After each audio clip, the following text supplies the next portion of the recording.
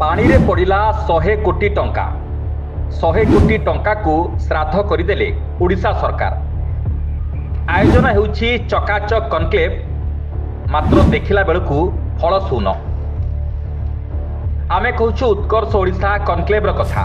किछि मास तले राजधानी भुवनेश्वर रे महाजाक जमकरे केंद्र सरकारक सहभागितारे राज्य सरकार आयोजन करथिले मेक इन ओडिशा तथा उत्कर्ष ओडिशा कार्यक्रम।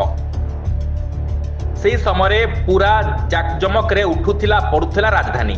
उद्देश्य थिला कनक्लेव माध्यम बाहर शिल्प संस्था को ओडिशा रे प्रतिष्ठा करिबा और निवेश पई निवेशकों को आकृष्ट करिबा।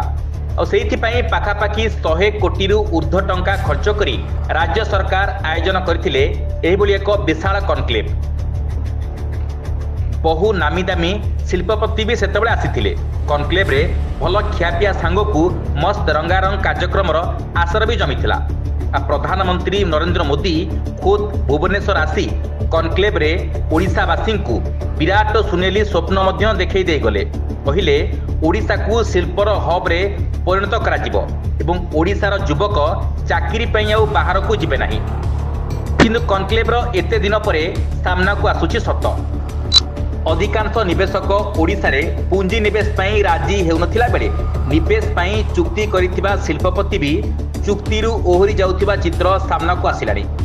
चलित थर पूर्व सरकार समय चली आसुथिबा मेक इन ओडिशा कार्यक्रम ना बदलाई वर्तमान सरकार ना रखिथिले उत्कर्ष ओडिशा।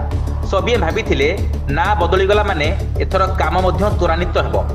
अधिकांश निवेशक निवेश पई मन बढ़ाइबे। मात्र जथा पूर्वम तथा परम नीति रहीगला उत्कर्ष ओडिशा कथा। एबे आसंतु नजर पकाइबा उत्कर्ष ओडिशार पूर्व समय माने मेक इन ओडिशार कथा।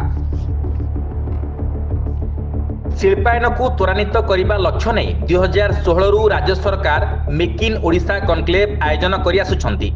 एथि मध्यरे 4 थर मेक इन ओडिशा कनक्लेव होई सारिलानी। कनक्लेव रे जोग देउथबा एकाधिक कंपनी शिल्प स्थापनर सुनेली स्वप्न देखाई राज्य सरकार सहित चुक्ति स्वाक्षर करुछंती। परवर्ती समय चुक्ति करुथबा अधिकांश कंपनी ओडिशा रे शिल्प न बसाई ओहरी जाउछंती। फल कोटी कोटी टंका खर्च करी आयोजित कनक्लेव आशानुरूपक सफलता मिल पारुनाही। तमिलनाडु, महाराष्ट्र, पश्चिम गुजरात आदि राज्य परी ओडिशा सरकार 2016 मसीह देश विदेशर शिल्पपति को राज्य में शिल्प प्रतिष्ठा दिगरे आकृष्ट करने लक्ष्य नहीं मेक इन ओडिशा कनक्लेव आयोजन करथिले। 2016 रे 84टी निवेश प्रस्ताव रे पाखापाखि 2.03 लाख कोटी टंकार निवेश प्रतिश्रुति सह 1,37,634 जन को नियुक्ति सुजोग संभावना रही।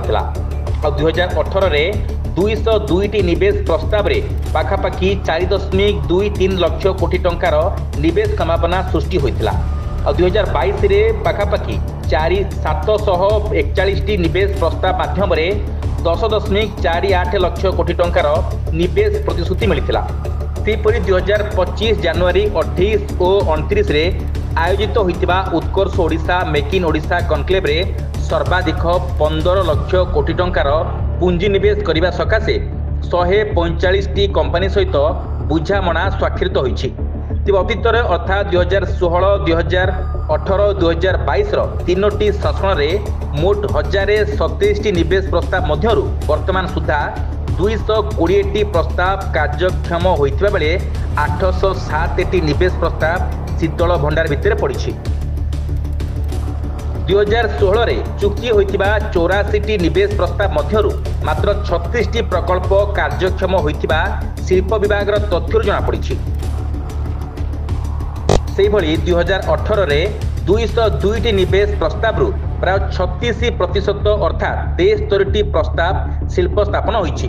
2022 रे 741टी चुक्ति मध्यरु 111टी निवेश प्रस्ताव सफल होइछि। मेक इन ओडिशा कनक्लेव आयोजन पूर्व 2002 रु 2015 मध्य राज्य सरकार सिंगल विंडो माध्यम 291टी बृहत शिल्प प्रकल्प को अनुमोदन करथिले। तेबे 2002 रु 2023 सुधा राज्य में मोट 20,71 କୋଟି ଟଙ୍କାର 808ଟି ଶିଳ୍ପ ପ୍ରକଳ୍ପକୁ ରାଜ୍ୟସ୍ତରୀୟ ସିଙ୍ଗଲ ୱିଣ୍ଡୋ ଅନୁମୋଦନ ମିଳିଥିବା ଜଣାପଡ଼ିଛି। ତେବେ 10 ବର୍ଷରେ ରାଜ୍ୟ ସରକାର ବିଭିନ୍ନ ସଂସ୍ଥା ସହ ଶିଳ୍ପ ସ୍ଥାପନ ନିମନ୍ତେ ମୋଟ 791ଟି ଏମ୍ୟୁ ସ୍ୱାକ୍ଷର କରିଛନ୍ତି। ତେବେ ଏମ୍ୟୁ ସ୍ୱାକ୍ଷର କରିଥିବା ଶିଳ୍ପ ସଂସ୍ଥା ମଧ୍ୟରୁ ମୋଟ 40ଟି ପ୍ରକଳ୍ପକୁ ରାଜ୍ୟ ସରକାର କିଛି ଜମି ମଧ୍ୟ ପ୍ରଦାନ କରିଛନ୍ତି, ଯେଉଁଥିରେ ପାଖାପାଖି 2000 ଏକରର ସରକାରୀ ଓ 4511 ଏକର ଘରୋଇ ଜମି ରହିଛି। 2016ରେ ମେକ୍ ଇନ୍ ଓଡ଼ିଶା କନକ୍ଲେଭ୍ ଆୟୋଜନ ହୋଇଥିଲା ଆଉ ଏଥିପାଇଁ ପ୍ରାୟ 10 କୋଟି ଟଙ୍କା ଖର୍ଚ୍ଚ ହୋଇଥିବା ବେଳେ 2018ରେ 32 କୋଟି 62 ଲକ୍ଷ 72,563 ଟଙ୍କା ଓ 2022ରେ ମେକ୍ ଇନ୍ ଓଡ଼ିଶା କନକ୍ଲେଭ୍ରେ 57 କୋଟି ଟଙ୍କା ଖର୍ଚ୍ଚ ହୋଇଥିଲା।